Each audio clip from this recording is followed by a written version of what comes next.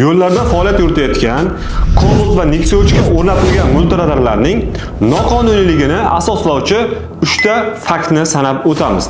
Demak, birinchi asosiy fakti bu albatta patrul avtomashinaga o'rnatilmaganligi.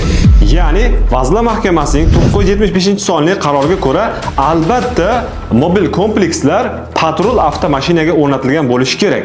Ikkinchi asosiy fakt, ya'ni yashirin faoliyat olib borayotganligi.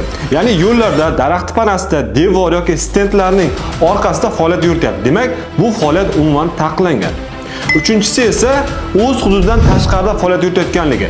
E'tibor bersangiz, har qanday viloyatlarda, aytaylik Samarqand, Jizzax, Qashqadaryo bo'ladimi, Surxondaryo bo'ladimi, yo'llarda faoliyat yuritayotgan multiradarlar, ya'ni o'sha Cobalt Nexia'ga o'rnatilgan multiradarlar 01, ya'ni Toshkent shahridan ro'yxatdan o'tgan avtomashinalarga o'rnatilgan.